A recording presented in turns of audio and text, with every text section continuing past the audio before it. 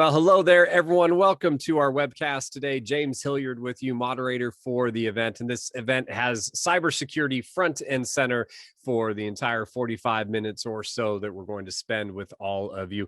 A lot to hear, a lot to touch on, a little insight there. We will definitely be talking about the current security landscape. I know the idea of social engineering that will come into play and conversation. And we are going to talk a little bit of tech in terms of some of the secure HPE compute solutions that are out there in the marketplace, some of those built with AMD's third generation EPYC 7003 series processor. So a little tech talk there. Really excited to have a great conversation. Our featured conversation today is with Kevin Mitnick. He is, of course, as many of you know, a famed hacker, currently a security expert. Also joining us will be James Morrison. He is with HPE. He used to work for another three-letter organization, the FBI. And we'll hear a little bit about what he did there and how he was on the hunt for cyber criminals in the past. And we'll talk about, of course, what he's doing with HPE today. Also on board is Dave Mahoney. He is with us, enterprise services architect, as well as a cybersecurity practice lead at Anexinet. And we're glad to have him on board, really to kick off the conversation. Dave, take about 10 minutes here, you and I, before we get into our featured conversation. And what I want to do is I want to get kind of a customer perspective from you. And so to lead things off, as you and team are out there talking to your customers, what are you hearing? Kind of the top two concerns, things that are keeping them up at night, the security things they're worrying about. What are you hearing from your customers? Yeah, thanks for the intro there, James. In terms of what we're hearing from customers, I mean, it really runs the gambit. I would say that the number one thing that we hear is that they are concerned. And there are people that haven't been concerned in the past or as concerned now are.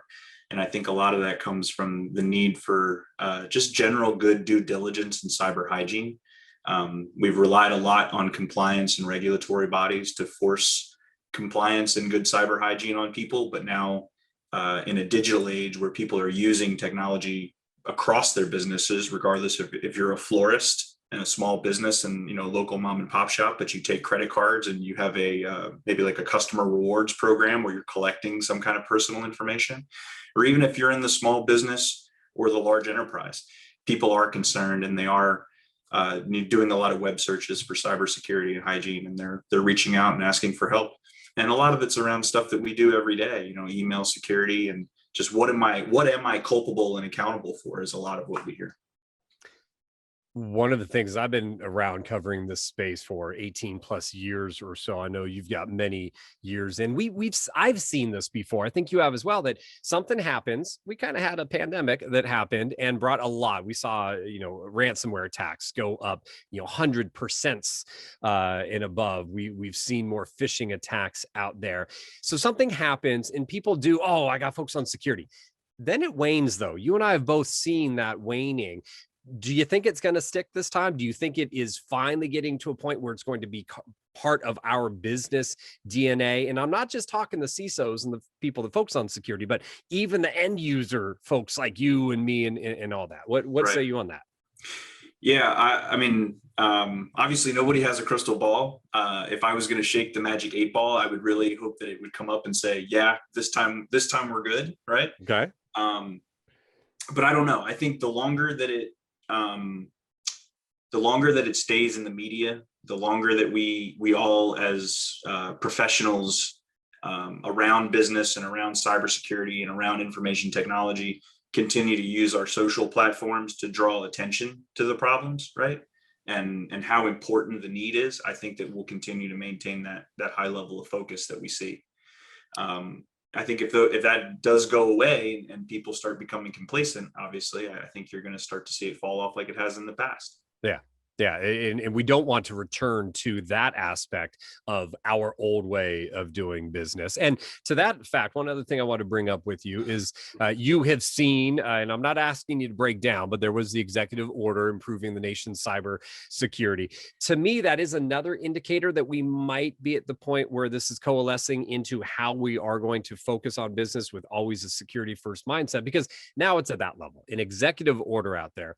Again, not breaking down the content there, but the main idea, one of the main ideas of sharing of information between organizations, private companies, the federal government, getting on kind of a combined shared posture to attack and go a little offensive towards the threats that are out there. Do you see that as a good step? Do you like the idea of that type of collaboration, sharing of information among groups? Yeah, I do.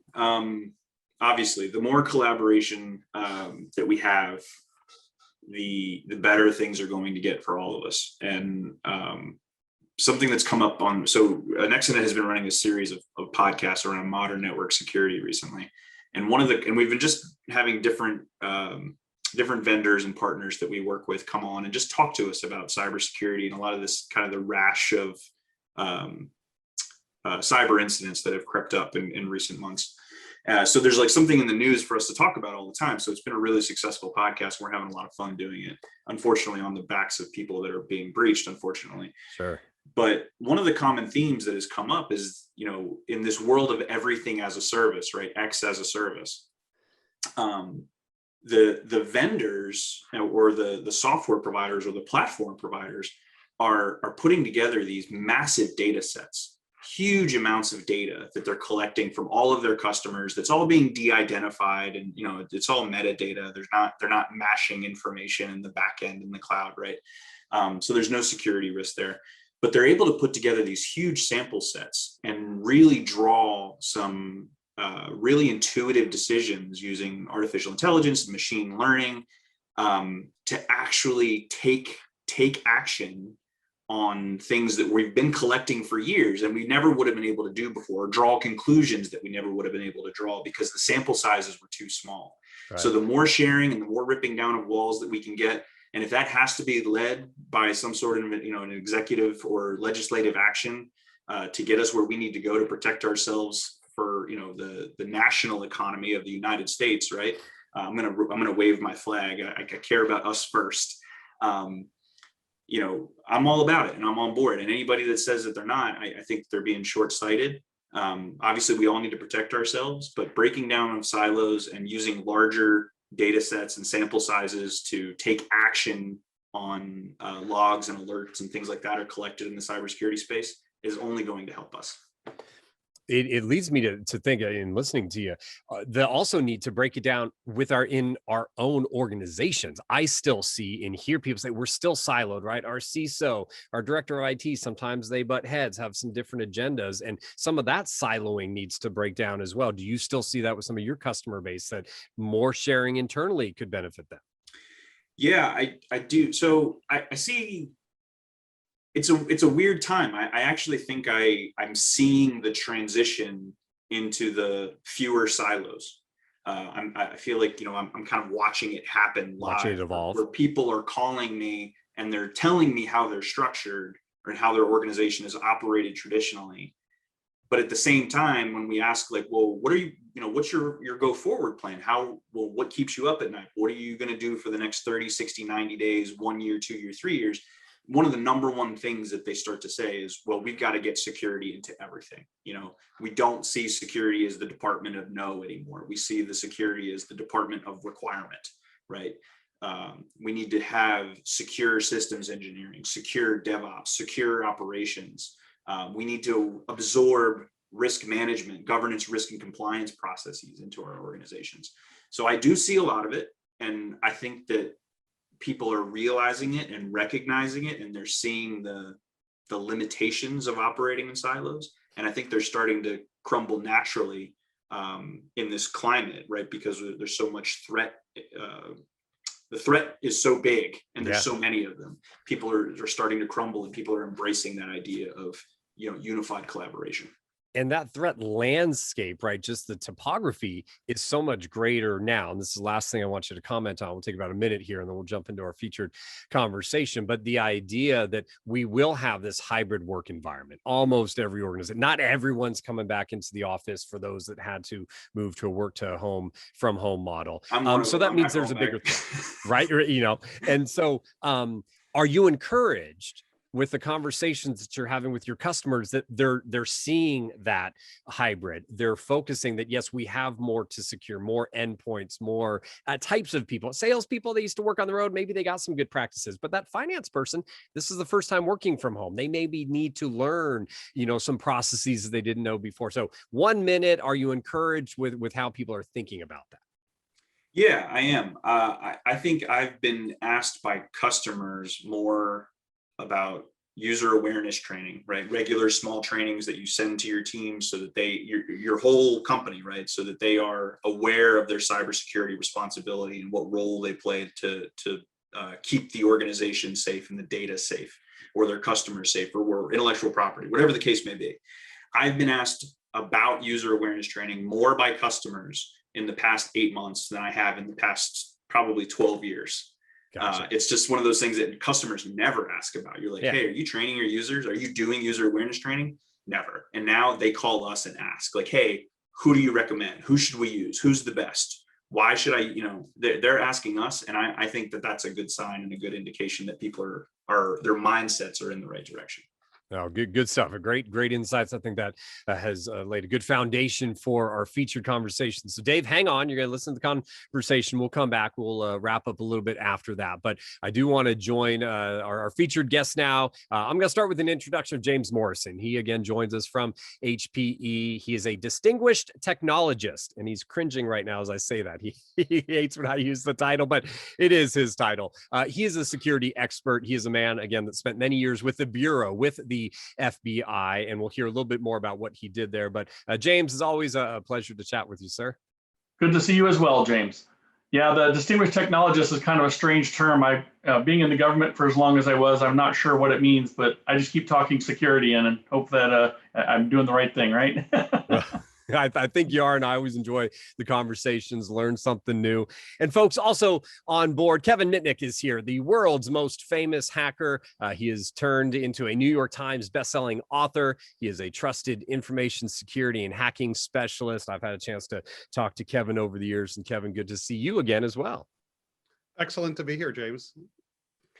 I had mentioned a few minutes ago with our audience here that we were going to spend about 25 or 30 minutes talking with the two of you. We're going to definitely talk about the security landscape. I'm also going to lay out a bunch of terms that I like. If we had a bingo board, I bet people could be marking things off. Social engineering, pen testing, zero trust, offense, defense. Those are all some of the concepts and ideas that we're going to get into in terms of security. And we will do, folks, a little bit of tech talk. As I had mentioned, we'll talk about some of the secure HPE compute solutions out there. Many of them, again, built on AMD's third generation EPYC 7003 series processor. What I want to do, though, is dive into a little bit more of a background on these guys. And James, I'm going to start with you. I had mentioned these 3-letter companies you work for, HPE now, but FBI before. What were you doing at the Bureau in terms of cybersecurity? So what the Bureau did is they realized back in about 2012 that the crime was becoming more high tech. And the agents were doing a great job, but they were finding themselves a little challenged by, the new networks and the new operating systems and all of these new attack vectors that were coming in. And so they started hiring both internal and external computer scientists to be the technical leads and to work these cases. The target attack really was this beginning of a change from nation states to more organized crime elements. Sadly, it turned out that they were ahead of the game because we started to see ransomware popping up in 13 and 14 and becoming extremely prolific. And really now what we're in is the industrialization of cybercrime and the growth of things like the dark web and cryptocurrency and it's really ripe, unfortunately, for this rise of cybercrime. I think I saw a statistic that said there are 7 U.S. companies hit by ransomware every hour right now, and it's out of control. It's very crazy. So my job was to take apart the malware. I did reverse engineering of malware to try to determine the source and purpose of that code. I was also a trainer. I did instruction for the Bureau, teaching cybercrime and cyber investigations for various groups. And then at the end, I was a tactical resource for the local cyber task forces here in the Houston area. getting that evidence, putting that evidence into an understandable way for a jury or for a U.S. attorney to be able to know, they don't know IP addresses and they don't know all that stuff. So I've got to put it in words that they understand so that they can write it up. So that was kind of where I ended up with my career. And then I retired about 18 months ago and joined HPE. And you've been out there, and we'll hear a lot more about kind of what you're doing with the HPE now. But again, out there helping folks understand where these security threats are, talking about what is out there from HPE and their partners in terms of how we can secure. So we'll get more into that. Kevin, let's move over to you. Let's do a little background here. Again, the world's most famous hacker. I was a reporter in the late 90s and knew about you. And so let's do this. For folks that are not familiar, let's go in the Wayback Machine. Take us to the 90s, talk a little bit about that hacking background, and then bring us to today, right? What you're doing now. And then let's take a couple minutes to kind of break that down. It actually goes further back to actually the 1970s. When I first got started in hacking, it was for my love of magic. So as a young boy, I used to be fascinated with magic. Then eventually in high school, I met this kid who could do magic with a telephone system, and he was called a phone phreaker.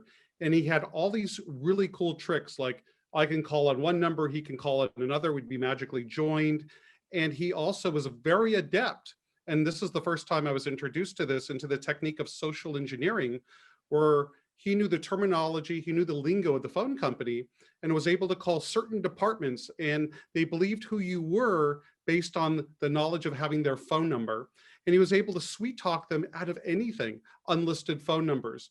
The cable and pair that's assigned to a phone number that might be going to your home or your business. And this just fascinated me.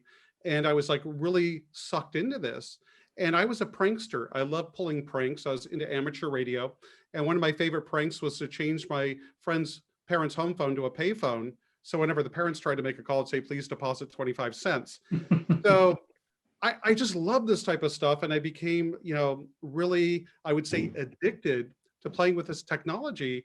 So then I realized the phone company was going, more towards from electromechanical switching to electronic switching. And that's where I wanted to become more adept at gaining access to these computers to pull better pranks on friends and family and gain more control of the phone company, because it was like a puzzle to be solved. And this is where I first got started in hacking. And my target was all the phone companies in the United States and in some places like Great Britain and Australia and this sort of thing. And then I got myself into a lot of hot water, right? So James was the guy, his team was chasing me. Well, not him, but his colleagues were chasing me around the world, trying to find out my location, because I was stepping on a lot of toes. Even though I wasn't doing this to make a profit, I wasn't doing this to cause harm, I was still breaking the law. I was still upsetting a lot of these companies because they had to investigate these intrusions, and they didn't know who's on the other side. They could have been, a nation state. It could have been a group of industrial spies. They didn't know. So I made a lot of people nervous, I'm sure, back in my day. But fortunately, there's been a great transition. It's kind of like making lemonade out of lemons. In the year 2000, I was still on probation, by the way. And this is where I was allowed by the government to write my first book on social engineering called The Art of Deception. And I started up my security testing company in 2004. So it's quite interesting if you think about it, James, because my hacking was illegal back, in the 70s, the 80s, and the early 90s. And now I'm in 2000, and now I open up a company to actually hack, right? So how can you do this? It's a criminal offense. Well, there's one word that changes the whole paradigm, and that's authorization. So my clients give me authorization. We get to practice all the tradecraft, myself, my team. And then what we're looking for is we're looking for gaps in security controls. So we could report that to our clients so they could shore up those defenses before the real bad guys find them. And so it's been a fantastic journey. Again, I took the hard road. I didn't go through the university system and, get a degree in information security. I don't encourage anyone to ever follow in my footsteps, by the way. It was a very difficult time for myself and my family. Mm-hmm. But today I operate a security testing company. I'm also the chief hacking officer of a company called KnowBe4. And KnowBe4 is the largest information security training company in the world. And what we try to do there is help users make smarter decisions, right? Through security awareness training and also simulated phishing. So it's kind of interesting. I get to wear the offensive hat at Mitnick Security, and then at KnowBe4, I wear that defensive hat trying to help businesses not get fooled through social engineering tradecraft. And like you said, I wrote some books. I'm on the public speaking circuit, and it's really just a fantastic field to be in. And this all started, again, from my love of magic. Love of Well, I was going magic. to say, you know, Kevin, I of course followed you along the way. I mean, I'm an ethical hacker, right? So that's the term, right? Certified ethical hacker, and I teach cybersecurity, and you know, I bring up the case because it's an interesting case for how from the early, you know, hacking standpoints. And so, you know, I tell every company, have you had a penetration test? Are you training your people? And so I will say KnowBe4 often comes up as a company to talk to about those particular, you know, episodes, because it is the world. Cybersecurity is a great phase, a great place to be in, and that's why even HPE, even though we're somewhat known as a server company, we have cybersecurity bodies internal because we find ourselves having those security conversations with customers, and we want to be able to start those conversations and help them get to a much better solution. So we're all kind of working together towards that. Yeah, I mean, when you're talking about security, there's so many things the customer has to think about, you know, from the hardware to the software to applications to how users interact with their systems that they're using. And there's just so many different components of keeping the company secure and locking down their, you know, infrastructure, if you will, that if a company just misses one of these, that's where we have bad results. Look at Colonial Pipeline. Right. They had a password in a data breach. And, you know, and for those that don't know, companies get breached. These databases end up in the public domain. You have bad actors that aggregate all these data breaches that contained hash passwords, plain text passwords. If they're hashed, they crack them. You know, they enrich the data. And unfortunately, there are a lot of companies where they have legacy credentials there that bad actors could abuse. And also, people usually pick the same patterns, right? So if you're looking at a particular company and you're looking at the users of, you know, how they think, right? How are they constructing their credential? It's not it's not difficult for a bad actor to figure out the pattern. And if they're using that same pattern, it could be a problem. Well, that's what, you know, it's a good point, because I mean, you know, you're absolutely right. Password security. And that was, you know, when we started talking about hardware security, right? So one of the things we did when we created the Silicon Root of Trust was we put a software package over the top that made sure we could check those passwords. So that's something that's built into our security, is to make sure that they're not using easy passwords or passwords that are duplicated. And we don't think about that at that hardware level of, if somebody gained physical access to my server, what could they do? You know, they could log into my management interface. They could, you know, but now management interfaces are being plugged in remotely, right? So you're plugging these things into an IP address. So that same security issue becomes a constant. So I think it's a, you know, we keep going back to the person. The person is that weakest link, and we have to continue to think about what could they do, and then somehow make sure the technology sort of helps us get to a better solution, even if they make a mistake. Yeah, that's really concerning, especially when we're dealing with hardware implants and bad actors backdooring firmware, because you could reinstall the operating system once, twice, 10 times. And if the bad actor has an implant in the firmware, it's essentially game over. So it's really important to think at the hardware level all the way up the chain to what I like to call layer 8, which is the human being. Right. Well, so yeah, I mean, as an ethical hacker, and you and I are on the same page, they have three things they're trying to do. They want to gain sysadmin rights, right? They want to escalate their privileges. They want to move laterally through the network, and they want persistence. And we've seen repeatedly, and Microsoft actually put out a report earlier this year about persistence in the firmware and how that was going to be an increasing attack surface. And so when we built our servers, you know, one of the things that we wanted to do is make sure that we had that security all the way from the base up. So we create our own silicon. We don't buy it from anybody. HPE buys it, makes its own. We put a fingerprint for every one of our servers, and then that fingerprint becomes an indelible mark and an immutable signature all the way through the boot process, or we can even do it while the server's running. And then we also, AMD came out with their new processors, and we wanted to make sure that we had better security by tying into their security features. So they have some encryption built into the servers or into their processors that we wanted to make sure that so it's kind of that we kind of scratch each other's back there, right? So they're encrypting the data, but we're making sure that their processor hasn't been messed with before, by someone, on a firmware or hardware attack. Yeah, because that's definitely a typical tradecraft of nation state is get into the secure boot process.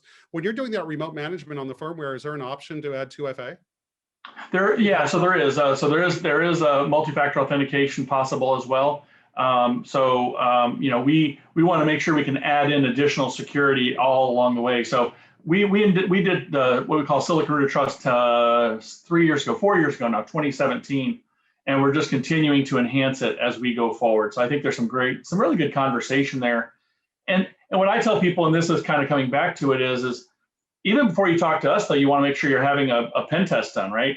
I mean, shouldn't somebody be coming into your network to show what the vulnerabilities are? I've talked to companies that say they're still using like Windows XP, and you're like, wait a second. This is not even supportable anymore, right?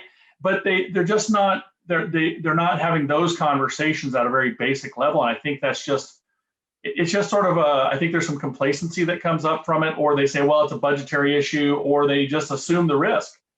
And I think, unfortunately, that, like with Colonial Pipeline, I think is a good example where they had a old user account on a VPN with no multi-factor authentication that this person was able to log in and do, at least scare them and do a lot of reputational damage to the company.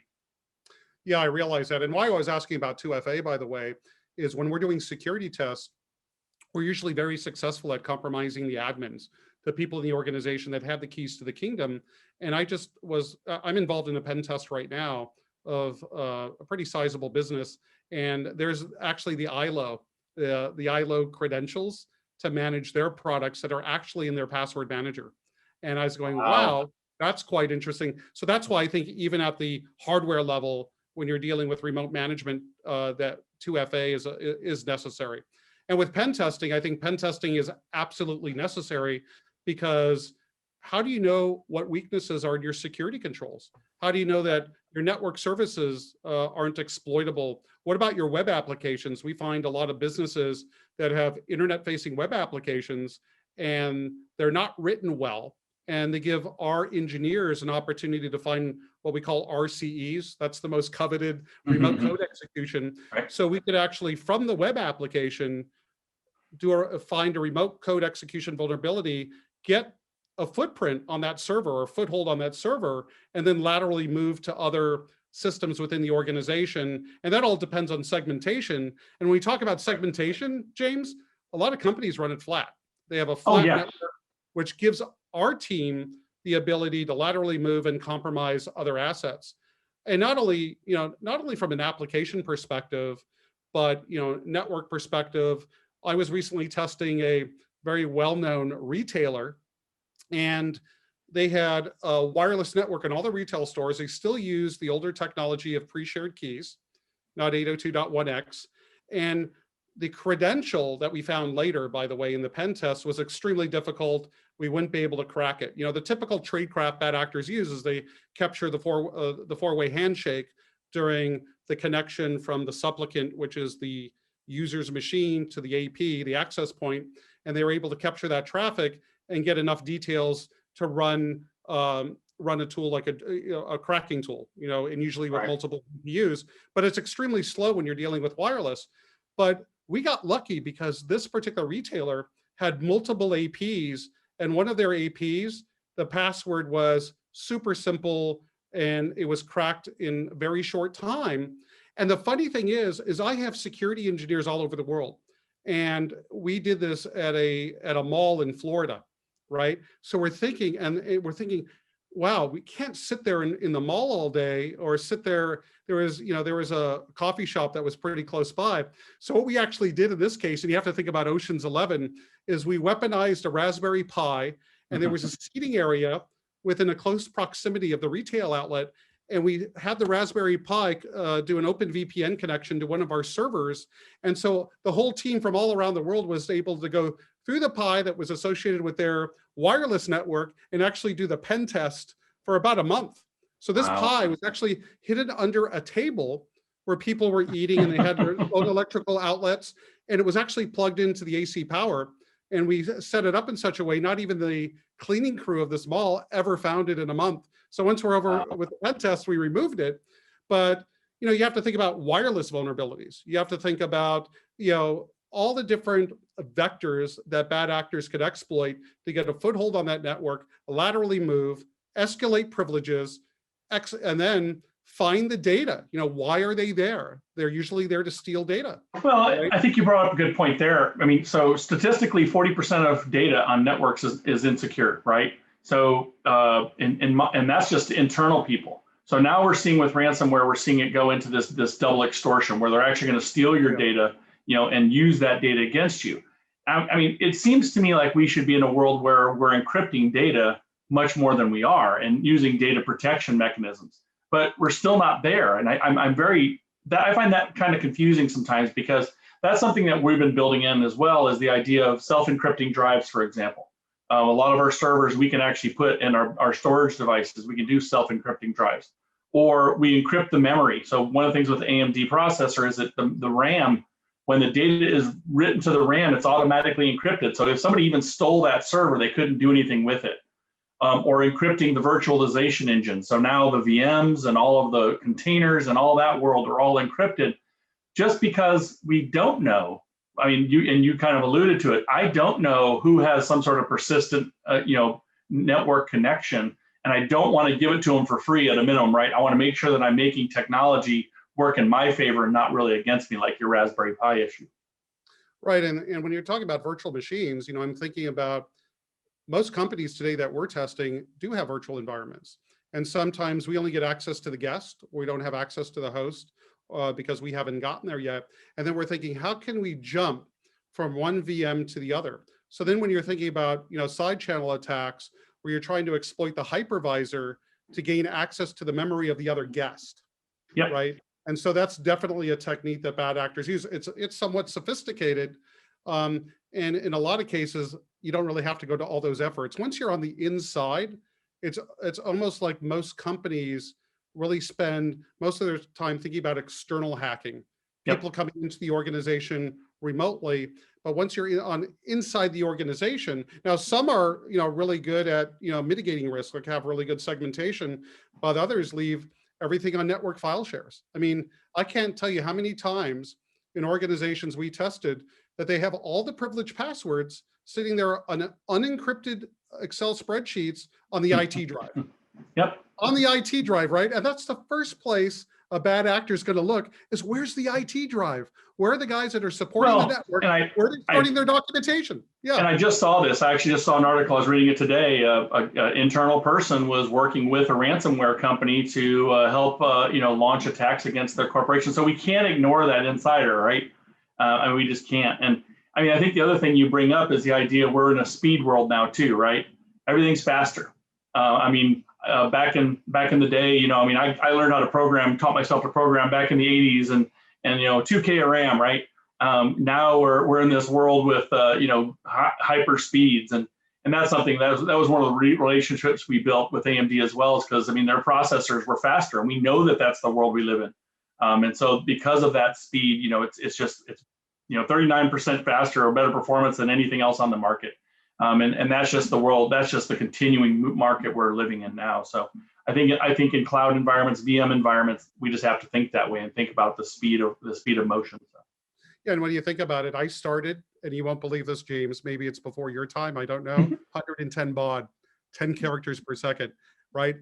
In my Air Force time, we still had 60 baud circuits and 75 baud circuits. So we were doing teletypes back in the day. So my first modem was, I think, a 64 or something, or 24, the 24K modem. So yeah. Baud.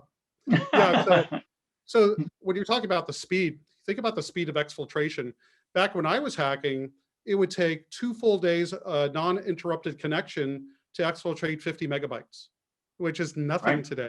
Today, when a bad actor gets in the organization to bypass DLP processes, they'll encrypt the data, they'll set it up in such a way, use protocols to move the data, maybe something like SSH. They won't use TLS much because companies are getting smarter and using TLS terminate. They're using like on an F5 where you do your SSL termination and you can get visibility into what's being sent. You get packet inspection there. So nowadays, what companies have to be concerned about when they have a bad actor get in, they need to detect that bad actor very quickly, because if they don't do it, the data could be gone already. And when you're thinking about ransomware attacks today, the bad actors are not just encrypting those files anymore, because they realize that some companies have good disaster recovery processes and can restore that data. So what they're doing is, as you mentioned before, they're stealing the data. And then if you don't pay X amount of Bitcoin or Monero or whatever they want, they're going to release that data publicly. So now that's why I think JBS, they said that's why they paid. JBS paid, I think it was $11 million. Yep. And they said because they didn't want the data released. So it absolutely is. That's the double extortion. Then the triple, we're seeing the triple extortion now too, where they're going to put your name out on a website and embarrass you, or they're going to contact all of your customers and say, hey, this group's been hacked, you shouldn't do business with them. And I even saw a fourth layer of that where they're looking for pictures that might be compromising pictures of people inside of that company, and then they're going to threaten to, so they're going to go after individuals and try to compromise them. So we really do live in a world of speed. And I think one statistic I saw, which was fascinating, is that by 2025, we will be storing 175 zettabytes of data annually. And when you look at that massive amount of data, how are we securing it? We got a lot of people pushing data into the cloud. Are you securing it in the cloud, right? Are we keeping that data secure and wherever it's being stored? And so one of the conversations we have is that data exists in 3 states. It exists at rest, so we got the data on hard drives. It exists in flow, in motion. That's why things like TLS and IPsec. And then the third one, which was always a challenge, that exists in use. And so we wanted to make sure we could secure it while it's in RAM and while it's in cache and while it's in all of those things, because we know that the data is the world we live in. The criminal wants your data. And if I was going to say one thing that I want everybody to understand is know that the world we live in, it's about data security and it's about workflow security. And so you have to start thinking that way and thinking that's what they're going to come after in the end. 100%. Data is where it's at, because bad actors are not usually going to steal data at rest. They know it's encrypted. We have TLS, we have different protocols, SSH, to protect that data when it's in transit. It's when that data is being used by an application. So typically when we're doing a security assessment and we want to get to encrypted data, let's say a company is processing credit cards internally, what we'll do as part of the pen test is we'll look at the application has to have visibility into the data. How's the application able to decrypt that data and use it in the business? So then what we'll do is we'll go chase that down, that process down, and we'll find where they're retrieving the key. Unfortunately, a lot of those keys are in stored procedures in a SQL database, or in one case, there was a credit bureau that we tested years ago, and they actually had their keys to everything in a flat text file, right? So they're just in one place, right? And how we found that is we looked at the bash history of one of the admins, and we found the path to the key file, and it was the keys to everything. I mean, everything, right? So, you're absolutely right. When it comes to security, it's all about the data. Bad actors are now analyzing the processes inside the business to see what applications have access to that data, and that's where they steal it and exfiltrate it. I want to ask you a question. I guess we should let you talk here, right? This is weird. I said we had those bingo words, and you guys covered like all the bingo words and went into depth. So it's been great. There's been no need for me to jump in, but I do. It's going to follow up on this idea of the speed and the pen test. And we've got about 5 more minutes here that we'll chat before we come back to our partners. The pen testing. How often do we have to do that now, Kevin? Because it seems like right when we might find some vulnerabilities, here are some new ones that we got to deal with. So, I mean, what's that look like for a lot of organizations today? How do we continue to stay ahead of the game? I think using the SaaS model, looking at penetration testing companies that have a SaaS model where they're doing penetration testing as a service, so you're constantly being tested. Now, don't think a pen test is the same as a vulnerability assessment. So if you're using tools like Nessus, or you're using SaaS tools like Qualys, which are really good tools, by the way, I'm not knocking these tools, that's really going to find all the security vulnerabilities that bad actors could exploit. What you really need to do is think, what does your business do, right? Are you in finance? Are you a bank? Obviously, you're going to do more testing because of the more criticality. But there should be a process in place whenever a company does an update to an application that's internet facing. They need to have a process inside the business. First of all, for the internal development group that obviously would have to have education in secure coding practices, for them to first review the code, then have a third party review the code before they get to release to the public. What we find is where most of the mistakes are made is on web applications, right? Where web applications are updated, maybe they just had a pen test, then they do I mean, I get this all the time, where companies, oh, test us before our next major update. Oh, okay. Then we go ahead and test them. We report what we found. And then I'm worried because I'm going, wow, what happens if their update now has created new vulnerabilities that bad actors could exploit? So yeah, it's basically a life cycle that companies have to think about and schedule their pen testing. And if it could be only in a small area, it could be just in the web app side of whenever they release new code, that it's reviewed and tested. Because again, what we're trying to do is mitigate the risk that bad actors can exploit it. Yeah, I was going to say, I mean, you really hit on this thing of updates, right? I mean, so many of the attacks we see are still based upon rev control and config management and having good patch handling. People will, I mean, we saw some hospitals get hit a couple of years ago when they hadn't patched up Heartbleed, and they were still using SSL 1.0, and which had been known to be a vulnerability for over a year. When they got hit because they just didn't do that kind of an update. So that's why what we try to do also is including some data analytics, right? So we have a thing that looks at rev control across the network to make sure that everybody's at the most recent rev, because it's hard. And it's really tough when you get in these large enterprises to know, well, what version's here and what version's here. And I mean, when I worked for the Air Force, I mean, we did all manually. We actually had to sit there and have a spreadsheet back in the good old days of Lotus 123, and have the versions of all of our software in place. And so that's just not the world we live in. It's too big, too complex. So we've got to look at things more like data analytics to also help us in those areas. And we've always said try to have at least one a year if it's maybe. But I mean, what's funny is the person that asks me that question most of the time, how often should I have it, hasn't had one in 5 years. That's too long.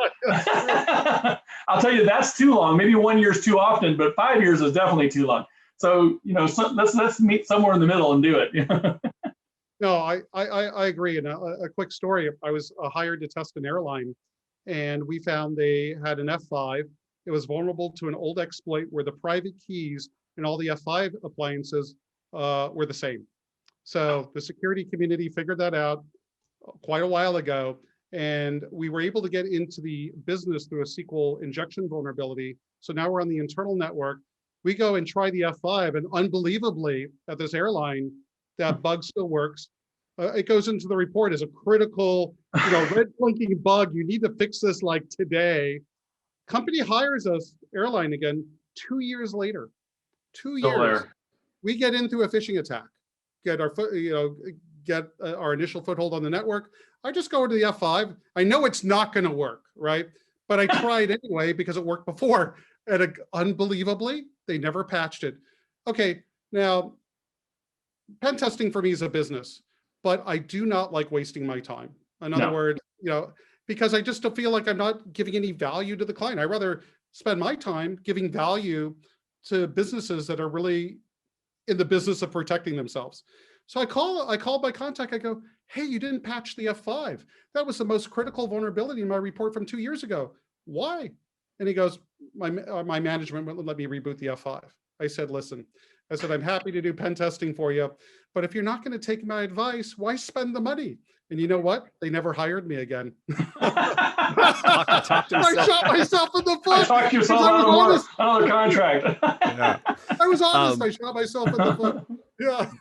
Guys, let me do this. Again, the hardest part about talking to the two of you, really me listening to the two of you, is the fact that I want to listen for like another 6 hours because there's so much that we could do. But what we wanted to do here is surface so many ideas so that the folks that are listening can have these conversations internally at their organizations, right? And start focusing on what they need to do. So what I want to do is I want to do a 1 minute per each one of you as we wrap up the conversation due to time here. James, I'll start with you. Kevin, I'm going to give you the last word. But as we're moving forward, James, as companies, and we're moving into our hybrid world, and we know that we're going to have people working from home and working from anywhere and in the office and everything, what's one thing that you hope that most organizations will take as a piece of advice to get themselves more secure as they move forward?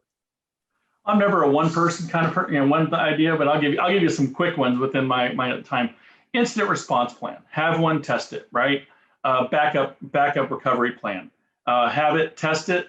75% of backups fail when you need it. Make sure you have backups that are air gapped off the network, or you're using a technology that simulates the same idea. Modernization is not just about us tech companies trying to sell a new gadget. There are new security features built into a lot of the things that we do. So let's have that conversation. Don't just ignore it because you think we're trying to pump a product. Let's talk about security. Let's sit down and have a real honest conversation of where you're trying to go with your transformation. And then what do you think your security concerns are going to be? And then let's get there. If it's ransomware that bugs you, let's talk about it. Let's talk about ransomware avoidance, ransomware remediation, ransomware recovery, all of these things. But we've got to start with having that honest conversation. And like Kevin said, if I'm telling you what, if I'm saying, hey, here's an idea of what to do, can we at least consider it? I mean, I'd like to know, that you at least put it on the table and didn't and ignored it because of something, then just say, well, I can't afford that. Can you afford $11 million for ransomware? Because if your insurance is who you think is going to protect you from ransomware, that ship is sailing. Cyber insurance companies are taking it on the nose right now because of ransomware, and they're becoming less likely to cover you. So let's use technology, use training, and start getting ahead of this, because it's just not going to get any better as long as we're giving money to these criminals. It is not. It is not. Kevin, bring us home. Take a minute here. What's something that you want to leave us with? Well, first of all, James, I agree 100% with what you said. I mean, it's really where businesses fall flat, at least from our perspective of offensive security testing, is the little things. They're not doing adequate patch management. I just tested a client. They didn't patch Exchange. Not the newest Exchange vulnerability. There was one back where you had to have credentials to exploit this bug. And what we did is we did a credential harvesting fish, got one person's credentials, and then leveraged those credentials to exploit Exchange. And then we're already at a high privilege level. We're able to laterally move and compromise the entire business. Why did that happen? Bad patch management. They didn't do it. When we're doing our testing, password sprays are extremely successful. And I'm really surprised in today's world that we could compromise our clients through simple password sprays. And for those that don't know, a password spray is when you take common passwords like maybe summer 2021 with an exclamation point, maybe winter 2021, fall 2021, welcome 2021, with different symbols at the end. And we try that password against every user in the organization. How do we find all your users? We scrape it from LinkedIn. We don't have your email address, but we could use other resources to put it together and know the format. So we're doing a password spray against Office 365 or your internet-facing Exchange server, right? So companies fall flat, again, because they don't fix the little stuff. Patching, segmentation, password management. James brought up backups, which is critically important in mitigating ransomware. Really testing your external web apps and actually using secure development to do that. Training your developers in the secure coding lifecycle so they don't make those mistakes. And I believe what I could leave you with is test, harden, train. Test, security testing. Harden, reduce that attack surface. Configure your environment so bad actors have less opportunities to exploit the business. And finally, training, which I think is critical. This is layer 8. This is training your users that are making decisions every day and using your technology. And if they make that wrong decision, no matter how much money you spend on technology, you're going to leave yourself open to compromise. Well, great stuff, Kevin and James. Really do appreciate the conversation, you guys. And folks, I want to bring Dave back in again. Dave Mahoney is with us. And Dave, as we were just hearing, lots of tools, lots of techniques. Some of them are very complicated. Some are still very basic techniques that criminals are using to get into our networks, to get at our data, to get money, things like that. One of my takeaways from just hearing from Kevin and James is that we do have some hope, though, right? There are technologies out there. You brought up earlier, Dave, that you've got folks that are asking for these customer trainings, customer awareness training. So it seems like we're going to at least be able to compete. We're not going to be left too far behind from the cyber criminals. But what I want to ask of you as we wrap things up is, what is something that you'd love to hear or see more of your customers be able to do in the short term to start putting them on a more secure footing, be more secure tomorrow than they were yesterday? Oh man, that's a loaded question. I think I could probably do a whole webcast just on that. I'll try to boil it down to the things I think they're the most valuable. Fair enough. What I'm encouraging all of our cybersecurity prospects or customers to do, regardless of what kind of business they do with us, if they open up a security conversation, what I'm encouraging them to do is to take a look at their risk profile. Understand, like, number one question: do you know what your most valuable data, assets, and applications are? Do you know what they are right off the top of your head? Most of them say yes, but then when you ask for a further level of detail, all right, go get the Visio, go get the asset lists, go get the detailed specifics about that stuff and show it to me so that we can start to draw red, risk boundaries around it. And they're like, oh, well, I don't know that we have that level of detail, or we might have it somewhere. Okay, well, so that right there automatically highlights concern. If you don't know what you have, and you don't know what risks are exposed to those sensitive pieces of information or sensitive application or crown jewels, or pick a topic, right? How are you going to make sure that you're secure? How are you going home and sleeping at night? So you've got to start taking that risk mitigation approach in everything that you do and build it into your DNA, right? It's got to be part of who you are as a technologist and as a cybersecurity professional, or even as a business owner. Which is really where my penchant is, right? Is encouraging business owners to understand you live in a digital age. You need to understand what it takes to provide digital stewardship of data. You have to do that as a business person. And until you start doing that, I think that you're always going to be playing catch up. Think like a criminal, take the appropriate action, and then protect yourself from the criminals. That's kind of how it works. So that understanding, which means you need to do a cybersecurity framework gap analysis, right? What do we do in terms of operations? What policies, procedures do we have? How do we match up against NIST, ISO? Pick a framework that you like, right? MITRE, and analyze yourself against these frameworks. And then operate on an ongoing management basis to improve against that framework. Right? It's never just plan, build, operate, and then it's over. It's plan, it's build, it's operate, and then it's continuously improve. And that framework and governance strategy is what I'm trying to encourage our customers with.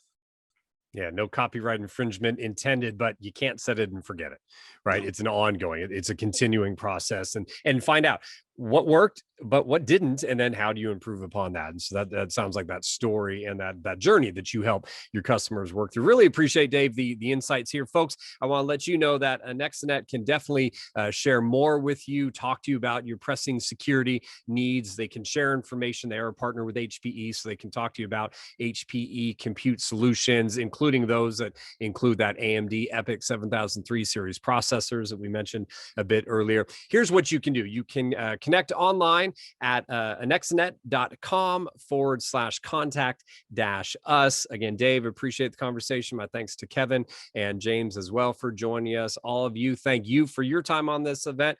We appreciate you joining us, and we do look forward to talking to you all down the road.